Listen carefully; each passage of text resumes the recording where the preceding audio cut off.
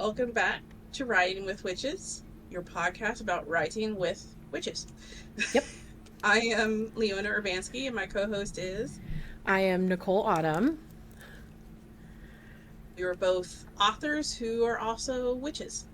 If you haven't been on our podcast before, it's pretty succinct. It's in the title.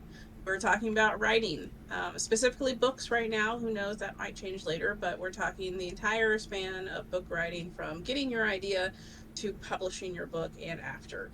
So this episode, we are jumping back into the book writing arc with writing your first draft. Yes. But before that, book news. Anything? I have officially started editing my third book, which is the final book in my Secret Society series. So that's really exciting. And I am coming across a lot of stuff where I'm like, ooh, that needs to be fixed. Like, I had a whole conversation with two characters. I'm like, this makes no sense. Why is this here? So editing is in full swing, as well as, writing another short story. And I think that's pretty much it for right now. That's all the book news I got. Yeah, speaking of short stories, make sure you are signed up on our website, on our blog, so that when we start publishing those, you will be getting them in your email, is the way we're going to have it set up. So, yes. Which I'm pretty sure we're supposed to be dropping our first ones at the end of this month. So, well, yes, by the time this episode airs, we will have dropped our first short story. Oh yeah, definitely. I forgot that this comes out like a month later. So yeah, we filmed pretty early ahead. Yeah, so it will be out. You can read it. Yeah, we just didn't decide the date till after we had filmed that episode, I think. Yep, pretty much. So, what is your book news, if any? I am going further with my cover design artist. She has been handing me a almost finished landscape for the background of the cover, which I am very excited about because it looks exactly like I pictured it in my head. It does look pretty sick. So she is on vacation right now, though, so I'm not going to get to see anything more until she gets back from vacation. So I will just have to suffer. And you have to wait because she gets every picture as it comes up. I do, and it's so exciting because that last one you sent to me, I was like, oh my god, that looks so good. And she hasn't even this is base, just getting started, and I'm just like, it's gonna look so good. Yes, I am very excited to continue with this process. So yeah, looking forward to it. But yeah, that's all I have. Unfortunately, since I'm trying to move and house hunting and job and a lot of other things going on in my life right now. Revisions. I'm in the last 2 weeks right now of grad school for this semester. No, yeah, last 2 weeks. This week and next week is the last of the semester, and then back to revisions with Fire Magic. So yeah, I am still aiming for that early 2026 release. That's the goal. Fingers crossed. Let's hope. Right. Yeah, that nothing else hits the fan. Yeah. Nothing else gets tossed on the plate. Yeah. Something like that. So that would mean moving into actually talking about writing your first draft. Yes, indeed. So the whole point of a first draft is, just write it. Get it out on paper. Well, I mean, if you physically write it out on paper, that's fine. Or computer. Get it out of your head. Yes. Get it written down so you can just have it to start. Yeah. Yeah, I mean, yeah, there's a book editor that I follow on Instagram, and the purpose of a first draft is literally to exist. It is not going to be perfect. It is not going to be amazing. 99% of the first drafts that I've ever written are dumpster fires. Nicole can attest to that. And I can say the same for mine as well. hot garbage, hot garbage. But it's the goal is to get the complete book, the complete story, to where you can actually go back and read it so that you can come back and make it better. So it's not going to be perfect. There's going to be plot holes. There's going to be spelling and grammar errors. There's going to be random conversations that are there for no reason. Yep. You know, it's fine. You just write it. Yeah. And be happy when you hit the end because you have successfully put the entire story onto some kind of format, be it handwritten notebook, on a Word document, on Novelpad, on Scrivener, whatever. Yeah. It's out there because what you're doing is, to use an art analogy, you're making your clay right now. Yep. You're making your clay, and then you can go back and mold it. Mm-hmm. So when you throw the clay onto a pottery wheel, it's just a lump of clay. That is all you're doing is you're mixing dirt and water right now to make your mud. I mean, that's a good analogy because, I mean, your first draft, it is rough and expect it to be. It is not going to be perfect the first time through. Like, I know when I hand Leona mine, I'm just like, please don't look at the grammar and the spelling mistakes because I know it's going to bother you and I know it's there. Ignore that. Like, just ignore that. So, yeah, just getting it down so you can refine it, so you can make it better. That first draft, you can ask any author or writer. The first draft is always going to be one, like, bag short of being a dumpster fire. Like, it's rough. Like a match. Yep, just like the match, and you're on your way. So when you're writing, right, and we've said this repeatedly, do your research, right? And it is very easy to get stuck in rabbit holes and doing that research. And I know I've personally had this issue with actually my Casper inspired novel, that there is so much research that goes into it that it's almost, well, one, it's overwhelming to me because I'm looking up things like, you know, antique doorknobs and specific parts that they're called or whatever. Not that I'm ever going to use that, but it might come up. Or, you know, looking up different architecture styles and stuff. And it gets overwhelming, and it gets to a point where you get so caught up in the research that it's hard to move out of that and get back to writing. So watch how deep you go into your rabbit holes. Yeah, don't find yourself on page 20 of your Google search searching through the latest website that you have found is what we're saying. Like, do a little research, and if you feel like, hey, this is a more in-depth topic I need to look at later, but I have learned sufficiently to write this scene, and you can come put more details in there later, put a note. Just put a note. Get a sticky note. Get whatever you need to. Keep a journal of where you're at, but put some kind of note in and be like, hey, I need to come back and look at this more later, kind of thing. Yeah. One other thing that I am going to say about first drafts also, because you mentioned this, we both mentioned we read each other's first drafts. If you are going to hand your first draft to someone to read, make sure they have the expectation that this is a first draft. Yeah. They are not reading a story that's been revised or edited or done anything, but you typed it out in the initial. So honestly, the best people that I can think of for that kind of thing is another author, because they're going to understand where you're at on this story. They understand you're not really looking for a lot of feedback. Mainly at this point, you're looking just to make sure you're not creating any huge plot holes that you're going to, or that characters are acting the way they're supposed to, especially like the third book of a trilogy. You know, yes. that you're consistent there. Yeah.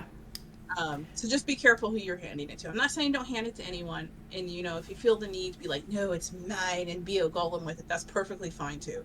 Wait to Yeah. hand it to someone until you've revised it if you feel the need to that. So but if you do hand it to someone, make sure it's with that expectation of this is a first draft. This is a Yeah. dumpster fire. I Yeah. don't need extensive criticism. That is true. That is very true. Um, let's see. Use my eyeballs are like struggling to find where we're at. Okay. Use story tools to help you get past writer's block. Okay. Um, my brain's going Want me blank. to If just you jump want on to, that one? yeah, you go on. I'm like, oh crap. So we all know that at some point you're gonna hit a dead end. You're gonna get to the end of the scene and you'll be like, shit, where do I go next? And use the tools that we've been talking about. If you have an outline prepared, be like, okay, this is when I need to go back to the outline and figure out where I'm going from here. If you know where your next scene is going and just that transition you need to get to that scene, um, I'm kind of jumping the gun on this. It's the last point, so we'll just ignore that later. But just use a place marker. Just be like, this needs to happen in this scene in big Yeah. capital letters and move on. So don't stress yourself out trying to leave that a problem for future you. Yep. Yeah. Also, Um, if you're getting stuck, oh, sorry. Are you, I mean to no, it's cut you fine. You were probably going to say what I was just going to say, so go ahead. off. If you're also finding yourself stuck, sometimes writing prompts can help. Sorry. My husband walks out and he goes, being a total weirdo, and it got me distracted. Um, no, so if you're finding yourself getting stuck, you can also use story prompts. Even if it is something like, a random question, what would your character do if this happened? And you're like, oh, well, this. And then you could use that to kind of get past the writer's block, to kind of get your imagination going and working. So when you're thinking about, okay, well, what are their next steps after this scene or this chapter? Where are they going? What are they doing? Asking yourself those questions can dang it, can get the ideas going. Oh my gosh, I thought I turned this down. Oh my gosh. It's a dumpster fire today. Not on your end, on mine. Oh no, trust me, I'm lit. You can't hear it, but I'm hearing the dogs and the kids and the husband just. What are you doing? He's like digging in a drawer. Okay. Did you want to add anything else on story prompts that I may have not mentioned? um, yes, definitely. If you're fighting with the story using story prompts, like what would your character do in this situation, or um, if you feel like that you need some way to keep moving forward in the scene. Like I remember one of our first episodes, you talked about you had the prompt of include a body part in the scene, and you described the hand when he was taking a shower, and that Yeah. really kind of added a different dimension to your writing. Um, or maybe you're like, you've been working hard on this thing for like 6 7 days and you're like, my brain needs a break from this world. Just that's fine, take a day, go write something else, use the short story prompts if you want, or work a little bit on an outline for another book or something. Use these tools that we've been talking about. I just realized you can see my little tiger that I'm playing with. I'm over here playing with a He pen. gets across the screen. Do, um, do, do. use what you've put into your toolbox to help you move forward, because moving backwards is fine, moving forward is fine, moving sideways is fine. Just move. Yeah. Don't let yourself sit and stagnate in the same place, because the longer you stare at this screen, the more irritated you're going to get, either with yourself, with the story, with whatever is going on in your life. So just let yourself, and maybe you do need to just take a step back and take a Yeah. day and rest. And that's a tool. Rest. I mean, you know what I mean. I get what It's you're saying. taking a step back Yeah. is a way to help yourself, and then you can step back into the story and be like, okay, I'm ready to move forward. So when you're hitting that block, when you hit that dead end, use the tools that you've built for yourself to help out with that, is our Yeah. suggestion. Yeah. Because, I mean, there are days, and especially if you're someone that, sticks with that, I want to write every single day, sometimes your brain just can't find exactly what it should be writing about. And you will sit at the screen, sit at your computer, staring at the screen or your notebook, and you're like, okay, well, I need to write something because I want to write every day, but there's just nothing Mm-hmm. coming to me.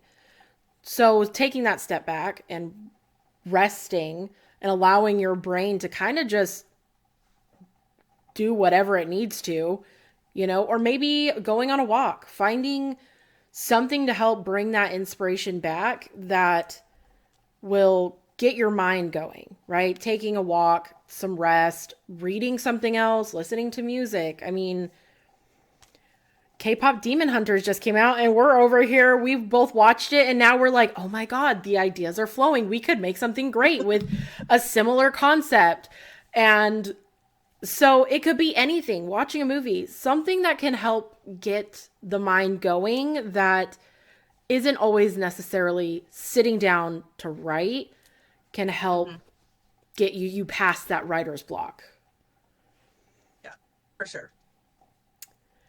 Which, if you're using an outline, because I know you did mention that, outlines, always make sure, I know you've mentioned, if you're using an outline, always looking back to make sure that you're on course with what you've already planned out.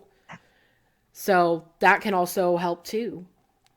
Yeah, for Yeah. sure, because that's why the outline's there. Yeah. It's not just to keep you on course. It's to be your north star, and help you figure out where you're going. And maybe that north star suddenly shifted, and that's fine. But you that's why it's there. Yep.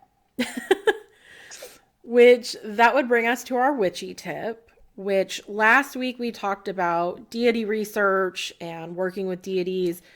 And this time we're talking about making an altar, right? Do you set one up? What do you put on it? Um, which I will say, if you are in a safe place to have one, go for it. Like, do what you want to. But sometimes it's not always a safe situation to have one, whether you are living with family members or roommates that may not agree. Just keep that in mind. Always safety first. Yes. Um, and if you should keep an altar, I think it's always a good idea just to have something, even if it isn't with deities, right? Most people think with altars comes deities. Um, and that's not always the case. You could always have them to the elements, right?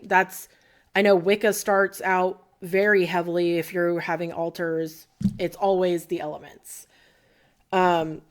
And you could put any manner of anything really on your altar. If it connects to you and your practice, put it on there, you know? Yeah, I mean, I've got a weird eclectic combination of dragons and sea paraphernalia, uh, the different candles for different things. I mean, I kind of keep all of my necklaces up there because they are all related to my craft somehow or other. Yeah. Uh, my incense burners are there, and on top of that, the top of my altar is actually the bookshelf where I keep all of my books.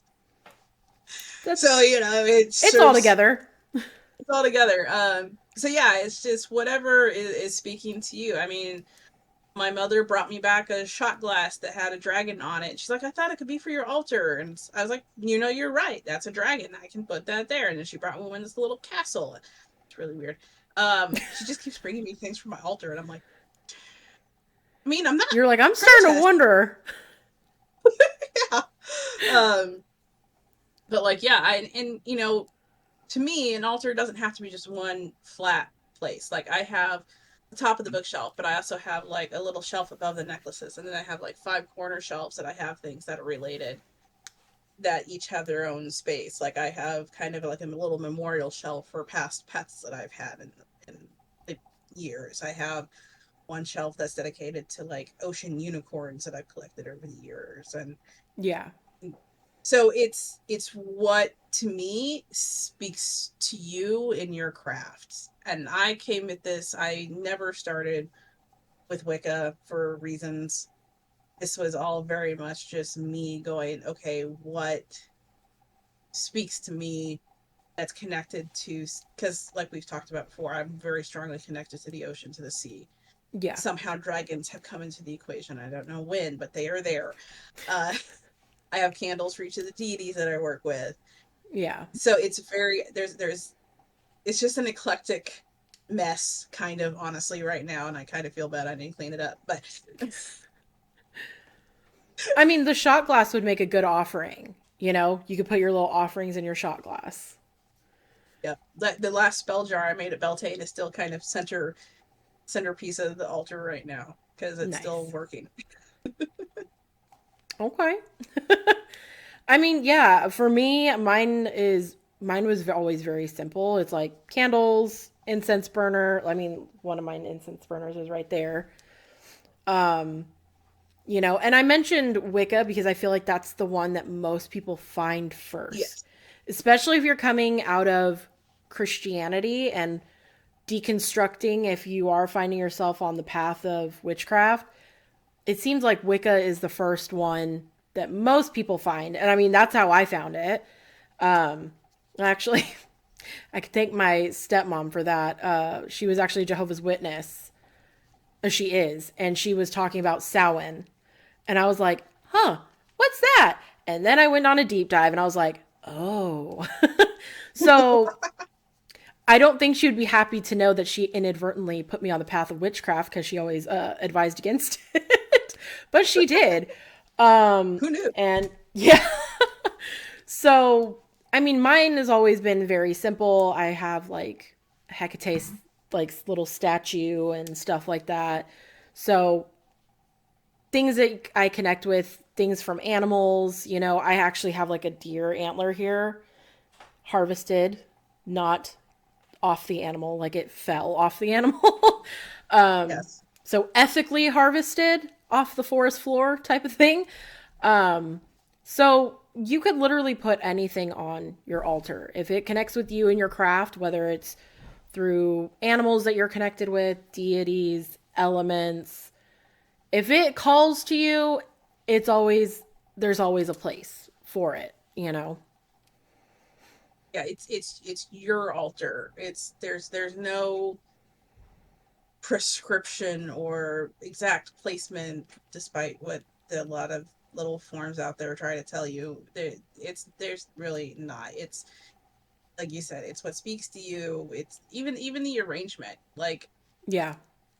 how you arrange things. It's what works for you, and maybe you're a symmetrical person like I am, so you kind of have it all. Yeah. Maybe you're not. Maybe you're just like chucking stuff at the altar, and it's fine. It's your altar. Yeah. We've I think one of the first episodes we said witchcraft is the original DIY. You know, it's It is. it's what speaks to you and in your craft and your practice and your power. And Yeah. yeah, but And the I, one things to have that are good to have on it, I would say, are the candles, the incense burners, some way to do offerings. What do you yeah. think? I would also say, even crystals would be good. Like, maybe Yeah. not, you don't need all of them because, oh my God, I know you could go. I mean, I have a lot. I have like two, three sitting right here. But one that I would recommend, which is this little tiny white sliver that you see, That's selenite. It's always good for cleansing energy, keeping things neutral, right? Like I always have that near me. At some point, I even had a palm stone, and eventually it broke right in the center. Just like it, someone just snapped that sucker in half. I was like, oh, well, time to get a new one. So I would also say crystals. And I know there's things on crystal grids and how you can place them for certain, you know, to have certain intentions to help with your altar. That is all very complicated for me. I'm like, I like crystals, they're pretty, but getting like all the crystal grids, that seems overwhelming to me. But if that's what you're into, or even for example, when the movie Coco came out, they had ofrendas, right? So they had altars specifically for ancestors.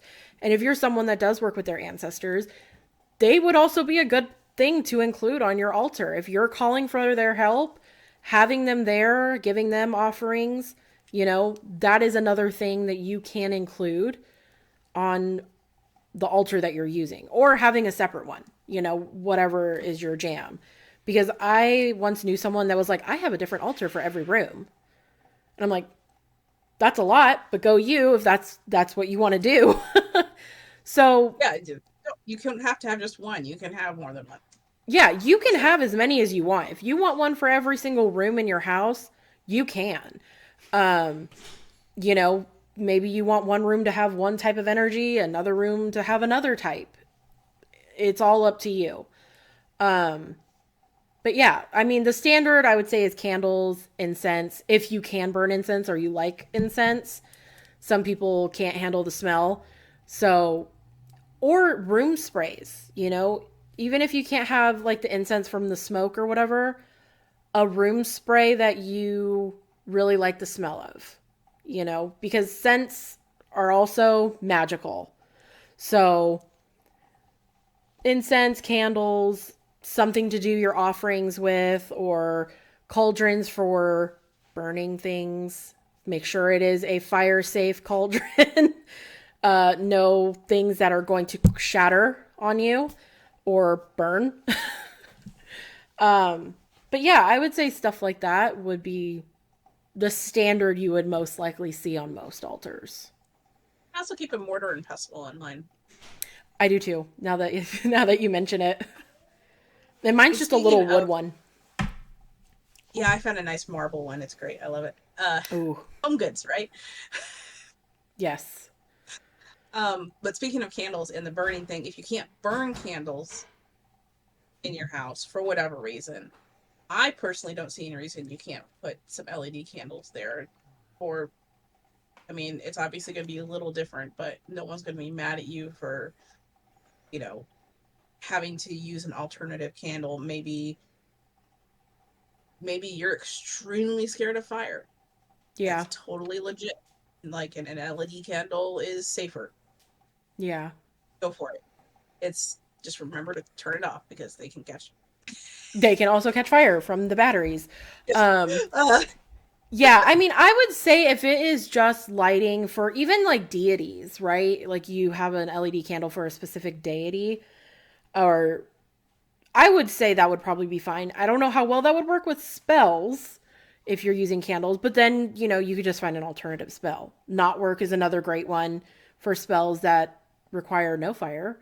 So, you know, just be mindful of what you're doing, and I wouldn't see why LED candles wouldn't work for certain things.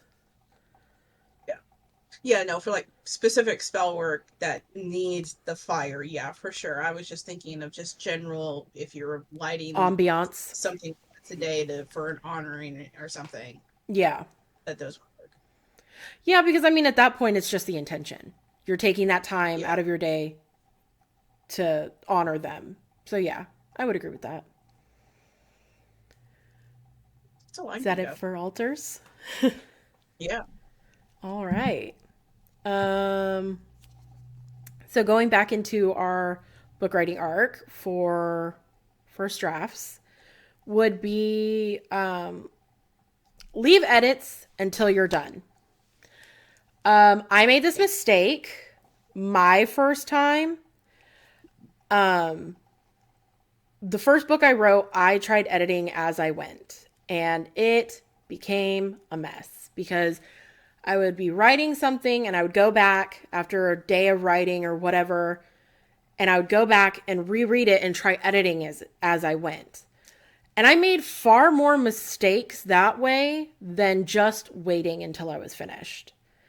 And you start adding things in as you're editing as you go, and it sometimes alters a story in ways that you weren't expecting.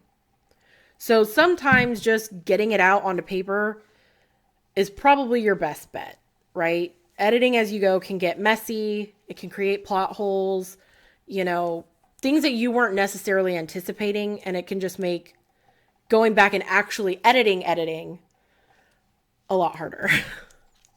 Yeah, agreed. I've heard some people go back and forth on this, and I think it's just that you and I agree in our particular opinion. Leave the edits until you got the first draft out on paper, because it's kind of like you're putting a puzzle together, and no, that's not going to work. I'm trying to think of So, for example, your pottery, right? You can't start adding things to your pottery before it's dried. You're taking yes, on there we wet go. clay onto more wet clay before it's set, and it can get messy, right? It can get sloppy. It can be a mess in reality. Like, and it makes it harder to fix later on if you keep adding and adding or editing and going back and forth. It could be a mess, and I know that because I was that person in that first book, and I still read it to this day. Like, I reread my first book when I started to write the third, kind of recapping, and I was like, oh my gosh, I can really tell I edited as I went, because some of this stuff that's thrown in here is not quite right. So, and most people may not notice, but I notice. And I'm like, oh, I should have fixed that before it went out. Or this probably could have been a little cleaner. So, editing as you go, if it works for you, great. But I'm going to say, on average, most of the time, it probably won't. It would be If safer to this is just your leave it. first time writing a first draft, then I really, really, really suggest leave the editing until you're done with the first draft. Yeah, I would agree. And also, leave the grammar and spelling till you're done. Do not worry about grammar and spelling, because you will bog down the writing process. You're going to get so consumed with, oh, this is spelled wrong. This is spelled wrong. Oh, this needs a comma. Don't worry about it. That is simple stuff that can be fixed so easily when you go back to edit. And you will do multiple rounds of edits. I will say that. Even in the first draft, you're like, oh, I'll edit once and I'll be done. No, you won't. You will not be done in the first edit. That first edit, still probably closer to hot garbage than your masterpiece that you're wanting it to be. So don't worry about the small stuff like grammar and spelling. That's like your last step in editing, in my opinion, is you have the story, you have everything written, everything story wise is as polished as you're gonna get it. And now you go back and you're like, okay, now let's check the grammar and spelling, so we know it's good to go before we start formatting and pushing it out to publish. So, But I yeah. guarantee you're going to make mistakes.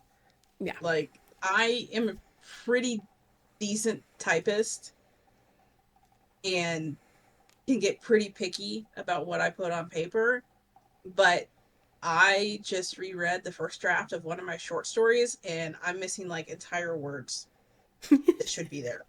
It drives me crazy because I'm like, how did I miss this?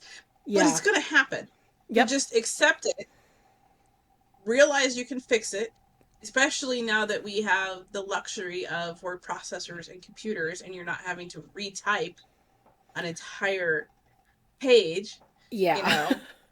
know. Um, so accept that you're going to make mistakes. It's okay. Leave it for later. And if you Yeah. are the person that is like, as you're editing, you go in and you fix these small grammar things that you see as you go, that's totally fine too. You can fix small things as you go, but don't try and like specifically go through on your first edit looking for run-on sentences, you know. Don't worry about that Yeah. right now. Or worry about the story, worry about the content before you worry about how it's being conveyed. Yep. Yeah, because there's definitely, I mean, I'm going through my first draft as we speak for editing. And there has been full on sentences where it's almost like train of thought writing where you're just getting it out. And you're like, there is not a period in sight. What am I? You're just reading when you're like, okay, there's got to be a pause here somewhere. Where is it? Nope, nowhere in sight. No periods, no commas. And the word and is everywhere. And. It's just there. It's going to be there. It's going to happen. Or you're going to have a lot of short, incomplete sentences, or simple sentences where it's just doom, boom, boom. And you have to go back and refine that. So don't worry about that on your first draft. Everyone's looks like that, where it is simple sentences or full on run on paragraphs at that point. Me. Um, so yeah, the spelling, the grammar, the mistakes in sentence structure, all that comes later. Just get it on paper. Get the idea out, get your characters fully formed on paper, and go from there. Like, that I think is your first most important part. Yeah, because like, especially with the programs that we use today, you are probably going to get those occasional red lines of, hey, this word doesn't fit. That's fine. Right click, let it fix it if you Yeah. feel the need. We're not saying to ignore it until it irritates you to all hell. Oh, yeah, no, But no, no. if it doesn't catch it, it doesn't catch it. That's fine. Like, if you spelled it differently, that it's actually correct word, it's just not the one that you wanted. You'll find it later. It's fine. Um, just let it go. Be Elsa. Let it go. Yeah. I My mean, family hates me for that. but for a good example, I think it was the first book I wrote, in The Order Unbound, I wrote nibbles, or that's what I meant, and it said nipples, and it said that, and I read over it so many times, and I never caught it until someone else read it, and they're like, "Is this supposed to say nipples?" And I'm like, "No, no, that's supposed to say nibbles." Like, I don't know how I went wrong there and how I glanced over it. So you will make mistakes in your first draft, and in editing, you may not catch it, and that's okay. It's just in some Oh, of that's for someone. you. And the This is funny why thing we is, have it was like nibbles their ear, so it's like nipples their ear. It's fine. It'll be fine. It'll be okay. All right. Like, I'm telling you, your first draft will be a mess. They're nippling sprinkle people's in the shower, earlobes. man. It's Thank you okay. for That nice visual for you.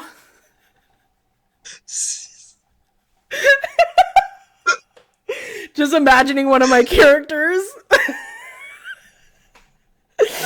And I'll tell you right now, Leo 100% would be that character. I'm turning red. I'm laughing so hard. I'm sorry.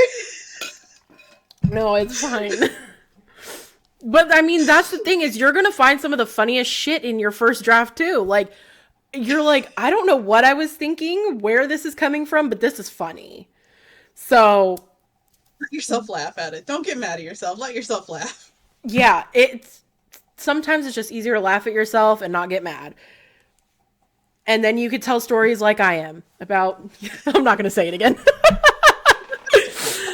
Cut me off again. Yeah. But you did mention this earlier, but also, if you do find something that is bothering you or you need to come back, you can always make a note, right? You could write a note in the margin. I know on a couple writing programs, you could literally just highlight something and comment to the side, like, fix this for whatever reason or add this. So you can always take notes. you know, to come back to it. Especially if you're in the flow and you're writing something, you don't want to break that flow. Don't break it to go fix something or go look something up. Add the note, go look at it later, go fix it later. Just keep going. Yeah. The important thing is just like we said, just keep going. Yeah. Get it on paper, because while it's in your head and it's fresh, let it flow. I don't know how many times I've thought of something and I'm like, ooh, I should write this down so I don't forget. But I get busy doing something else. If I'm not actually sitting and writing, it's gone. It's poofed off into another universe. Don't know where it went. Have no idea. So if you are in that flow, just let it. The giggle fits. That's what that is. No. Something nippled it. Something nippled it, you know? And now it's gone. Right, no one knows where it went.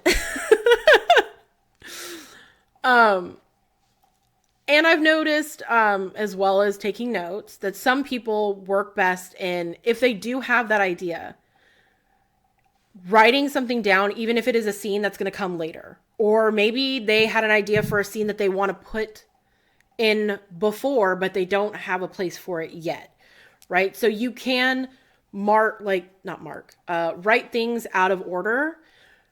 I cannot function like that. My brain will not let me comprehend it, because what do you mean we're writing things out of order?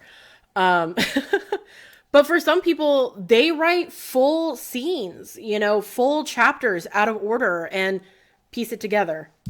So yeah, if you need to jump around to write scenes or chapters out of order because they come to you whenever they come to you. I know I had this happen a lot when I was driving. Because I used to live in Missouri, out in the boonies. So when I would have to go see my mother-in-law or go into Kansas City, it was like an hour and a half, 2-hour drive.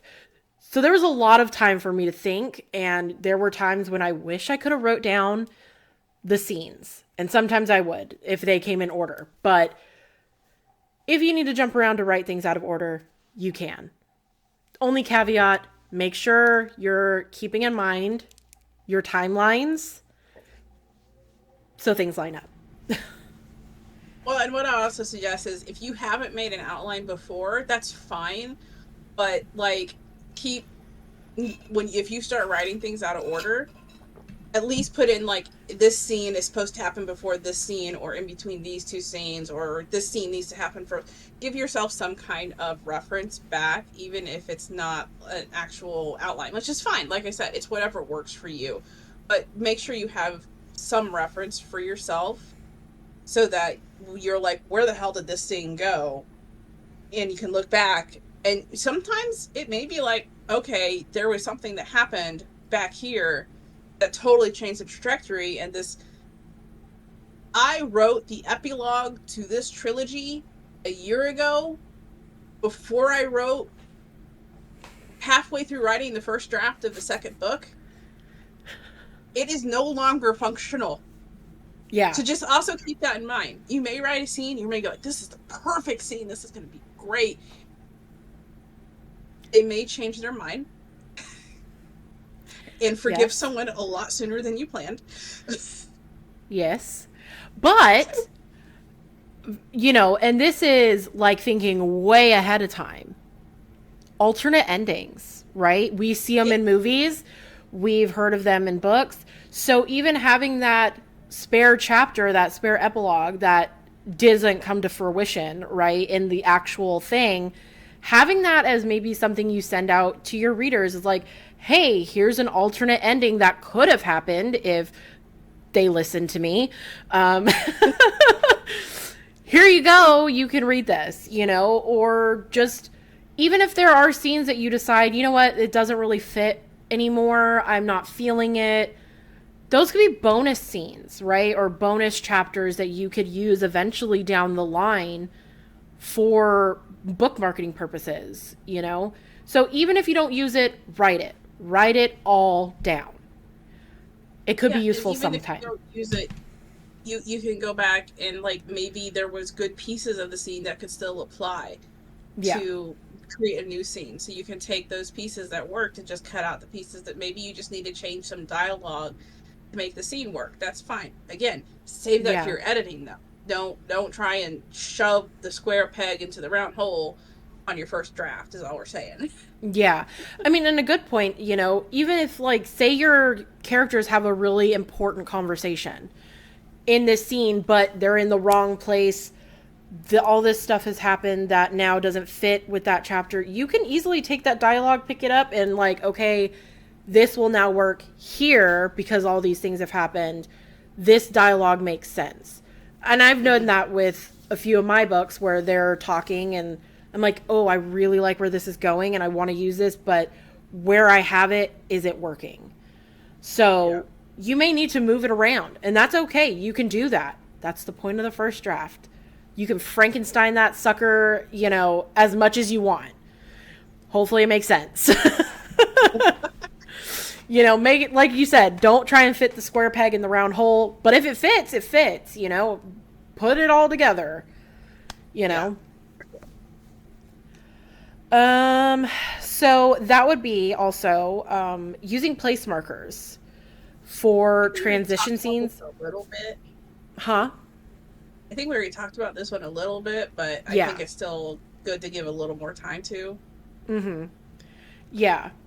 You mentioned it, I think we were talking about, like, being blocked. So there are a lot of transition scenes when you're writing that it's really sometimes hard to get those little transitions just right and moving from one, like, maybe your characters just had, like, this epic fight battle and you're like, okay, well, now we need to get to them coming to some resolution. You have to find that transition. And sometimes it's kind of hard to find that flow after, especially writing something that's so intense and fast paced as, like, a battle or a fight scene. So finding that transition, sometimes it can be hard and you might get blocked, and you can always come back, put that place marker, say, you know what, I need to come back. And I know I've done it, put it in, like, big bold letters with, like, bracket keys that you never use while you're writing. So you can easily control find it later, and you put in, like, add transition from this to that. Maybe you kind of have an idea of what you want, and you could put it as a note literally on your manuscript, and you're the only person that's going to read it. So if it's sloppy, it's okay. It's fine. Mm-hmm. You can go back. I didn't even think of, using the random keys on the keyboard until someone, I think it was, like, in a writing group that mentioned that. And I was like, that's actually really smart. I'm going to start doing that. So it never hurts to put a place marker to come back with those transition scenes that may be blocking you. Like, if you know what needs to happen, you can even just write, like, a small 2 to 3 line summary of, I need to get these characters to this place without this happening, or with this happening, and then how they handle that kind of. So you can just put place marker, or you can, if you know what needs to happen, you can also put, like, those couple of sentences so that you know what needs to happen and what you're going to have to write. And it lets you keep flowing. It gives you that link in the chain to just keep going. It may not be a very strong link right now, but but it's there and it exists. And that is the whole point of the first draft, as we keep saying. So it lets you keep going. It lets you keep building that chain and moving forward with it. Yeah. And there's, like you said, the whole point of the first draft is to exist. You can't edit a blank page, right? You could sit here and have it all up here in your head, but until you put it on paper, there's nothing you can do with it, right? It's just going to sit there and just turn and turn and turn until it drives you absolutely bananas. And then finally you're going to sit there and be like, okay, I got to write it down. And you can't make it the best it's going to be until you have that first draft. You can't edit a blank page. Get it down. It's going to be a mess. It's going to be sloppy. There's going to be mistakes. That's okay. And I know that's... Wear your dumpster fire shirt with pride. Yes. And I know that is a huge struggle for a lot of writers and authors, is being okay with the first draft being a mess. right? A lot of people are like, oh, this is no good. There's no way I'll be able to ever publish this. It's like, you just wrote a whole book. That's a huge accomplishment. Even if it is a dumpster fire, like most people can't even get that first draft written. So that's a huge accomplishment in itself, just getting that first draft written. And I'm sorry, I don't think anyone ever has written a first draft and gone, you know what? This is a masterpiece. I need to publish this tomorrow. No. If they did, congratulations, you're perfect. But I hardly doubt that. Like, every author, writer will tell you the first draft sucks. And it's there, like you said, to mold it, to become a beautiful vase or a beautiful cup or whatever you want to make it into, you know, with our pottery analogy. Like, the whole point is so you can make the story that has been playing out in your head. And that first draft is just getting it there, right? You can fine tune, you can add all the details, the sparkly bits and the whimsy and whatever you're writing, you know. It could be added. Always can be added. I am also going to add that no matter how you get that first draft on paper, as long as you're the one that's actually writing it, of course. Yes. We will say congratulations. You do not have to follow our specific tips and tricks. These are just ideas. Do, as we keep saying in the witchcraft parts, do what works for you. Yeah. So long as you're the one actually writing the book. No AI. No AI. That is what I'm saying. Yeah. But I promise you, if you come into our comments and you're like, I just finished this first draft, but I didn't do this or this or this. Okay. That's fine. Great. Congratulations. You finished the first draft. Congratulations. We will pop open some champagne for you, even though we don't know you. I don't even have a champagne budget, but I will make it work. So just also keep that in mind. We are only here to give you ideas and advice. And I know, because I was a person that I would look through a self-help book and I would I have to do every single, no. Don't do every single. No. Pick and choose what works for you. Yeah. Not for the author, not for your sibling. What works for you. And if it doesn't work for you, don't do it. Yeah. You know, don't force yourself into that struggle because someone told you this is the best way to do it. There's no best way. There's your way. So long as you get that first draft written, that's the point. Yeah. I would agree. I'll get off my soapbox. No, I mean, you make a valid point. You know, we're here just purely to give examples and advice. You don't have to take any of it at all, like ever.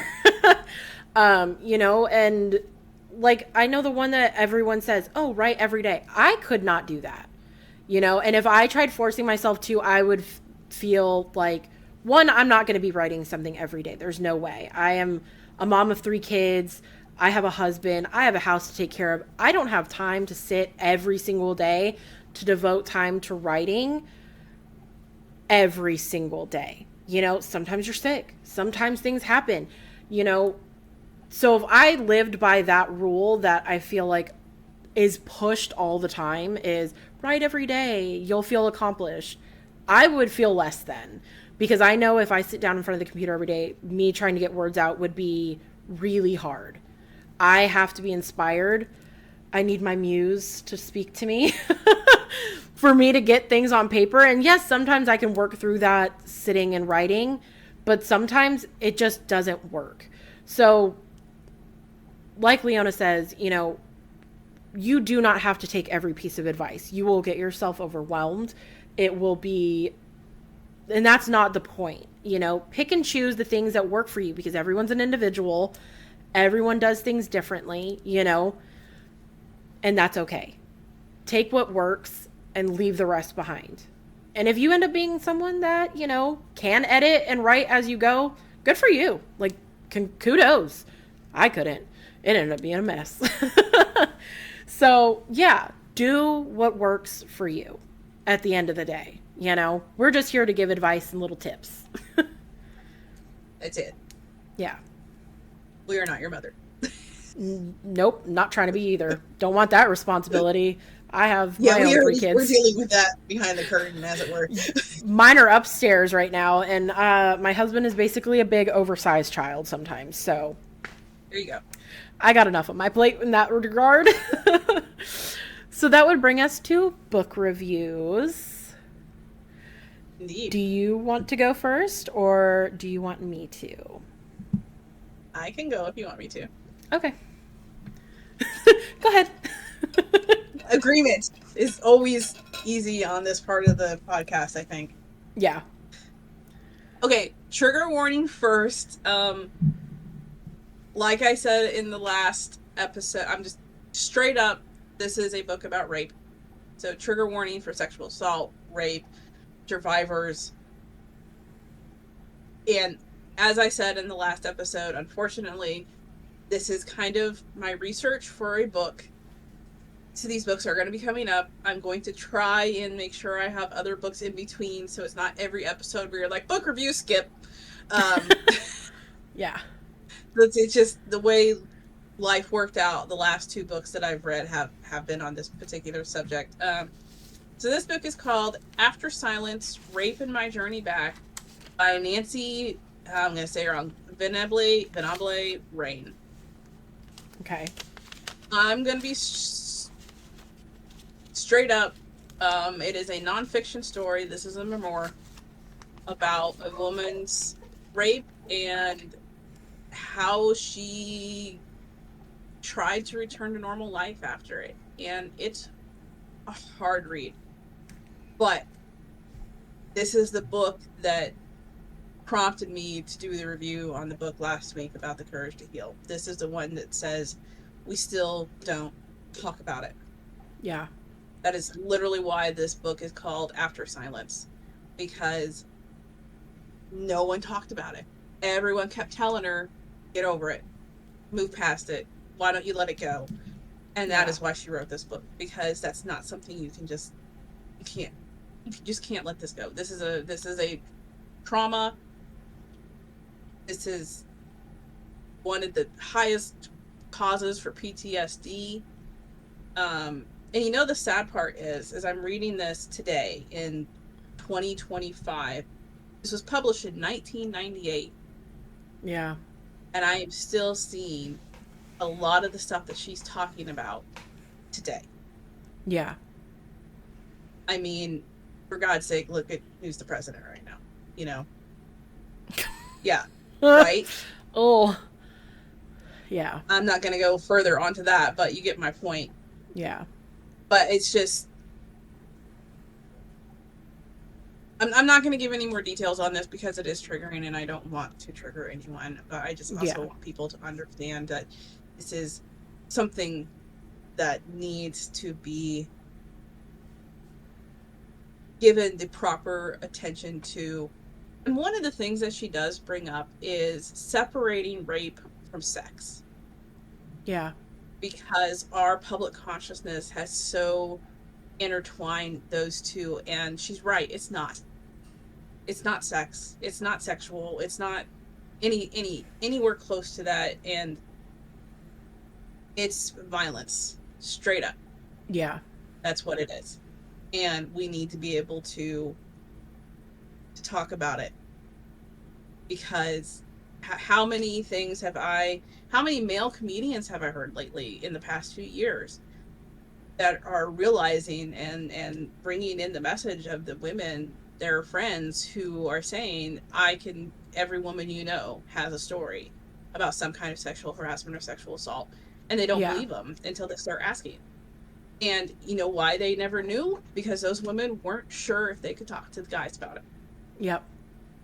Because it's the analogy of, no, it's not every guy, but if you put one poison piece of candy in a bowl of candy, you're still going to treat every piece of candy that looks the same as poison. Yep. That's just the truth. Yeah. And I was just going to say, there's a saying, and it goes hand in hand with what you're talking about, is silence only helps the perpetrators, right? It does not help the victims. It only helps them commit more crimes, violent crimes. Because, like you said, it is not sex, it is purely violence. So, silence helps nobody but the people that are trying to get away with it. Yeah. Silence just lets them stay in power over Mm-hmm. you, over other people that they've assaulted, over who knows what else they may be lording this power over. And this applies, this particular story was a stranger that raped her, but this also applies to people who have had acquaintances that they knew that raped them. I mean, silence only helps them, not you. Yeah. And I understand that sometimes you have to do silence because maybe they have further threatened and you can't viably get away from that situation. I understand that. We're not telling you to say something when it's not safe. Yeah. That's not what I'm saying at all. For the people that can say something, that are able to say something without endangering themselves or others, because these people do have power, Yeah. then we need to be able to let this topic, as she put it, you can hear about people who've been mugged and everyone's just like, oh yeah, that sucks, that's, I got another story like that. But you bring up, I was raped, and the entire table's going to go silent. Yeah. And it's uncomfortable. It is. It's It uncomfortable to is. talk about. People don't like to be uncomfortable. But that's life. And if we don't talk about it, as you said, the silence is only going to help them. Yeah. And it's going to continue to be silent, and it's going to continue to not let these people who are doing this to walk the streets and Yep. not be caught. Yeah. So that's my. So if you are able to read this without being triggered yourself, it's a very good story. She was an author before the rape. She's an author after the rape. Um, Very eloquent woman. She brings in a lot of psychiatric research, brings in a lot of scientific papers into this, and really makes a lot of very good points and very good, while still making it a story to read. And it's a hard read, I'm not going to lie, because not even the personal part of the story, but just all of the facts and the figures that she's bringing into this, and it's mind-blowing how bad it is. And those are statistics from, what did you say, Late 1990? 90s. Yeah, the Yeah, 90s. 98. So Yeah. it could be worse now. Hopefully it's better. It could. Hopefully it's It could better. easily be worse. Yeah. So, if you are up to this read, or maybe you are a survivor that needs to read another survivor story, and no, you're not alone. This is After Silence by Nancy Rain. Um, it's a good book, and I'll be done.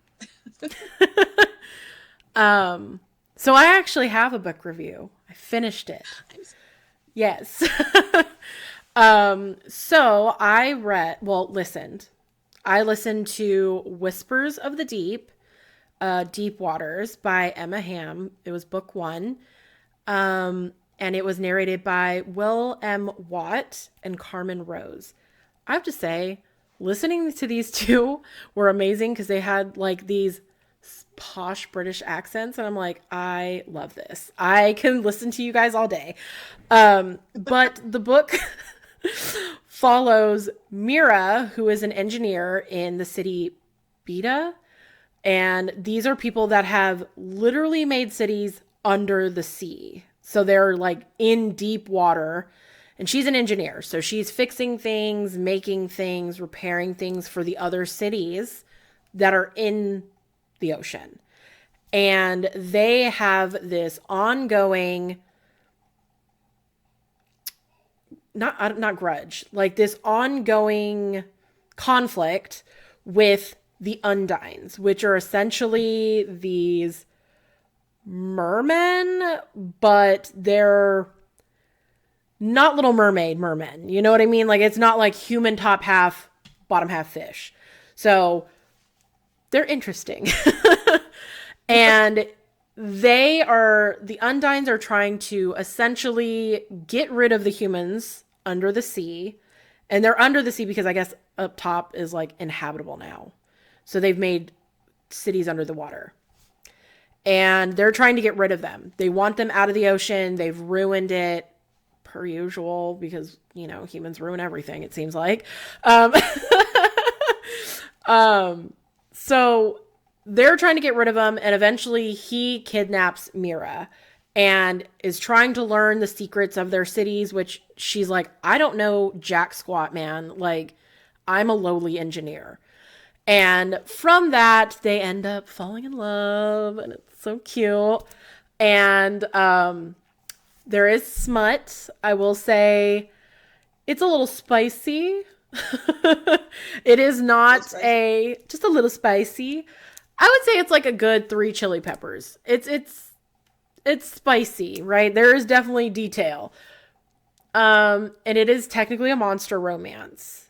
And I liked it. I will say that. I will be reading the second one, or listening to it.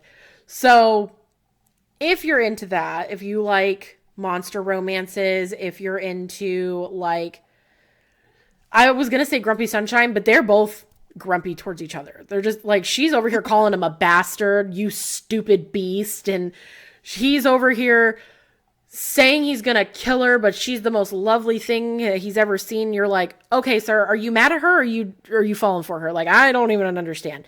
But it was really good. I did like it, especially since I'm not, first off, I am terrified of like ocean, like open ocean stuff. This did not bother me at all. So reading this was like interesting and fun, and she discovers new things in the ocean and definitely captures that whimsy of ocean life, which I really liked. I thought the narrators did a really good job narrating. They just, yeah, I didn't get that, you know, where he tries to sound like a man, she tries to sound like a woman, or he tries to sound like a woman and she tries to sound like a man. They didn't do that, which I know some people really dislike that. So yeah, I really enjoyed this. I would say probably a good 4-star for me. I liked it a lot. So I will be, like I said, listening to the second one. So yes, that's my book review. Mine was fun. I will try to have lighter fare for next week. Yeah. You know, sometimes you just need to throw in some mermen in there sometimes. That is fair. Which would bring us to the end of this episode and where you can find us. So for the podcast specifically, we have a website where you can find us, which is writingwithwitches.com. We have a email set up. So it is writingwithwitches@gmail.com. You can find us as Writing with Witches on Instagram, TikTok, YouTube, Bluesky, and Facebook. And you can listen to us anywhere you can listen to podcasts. You can watch us here on YouTube or Spotify. And then that would bring it to me. You can find me on Discord server. Oh, Discord server. Dang it. I always forget that. We do have a Discord server as well. Which we're both always on Discord. So if you pop in, we will be saying hello. So yes, we do have a Discord server. It will be linked below, and it is Writing with Witches. Again, if you want to search it that way. Did I forget anything else for the podcast? No, you're good. Go ahead. Okay. So then that would bring it to me. I do have all the same things as TikTok, Instagram, Bluesky, Facebook, and YouTube. I have a Discord channel. I am also on Twitch. I have a website, which will be linked below because mine isn't like a nice, tidy URL. And my email is author.nicole.autumn@gmail.com, as well as you can now buy me a coffee. Yay.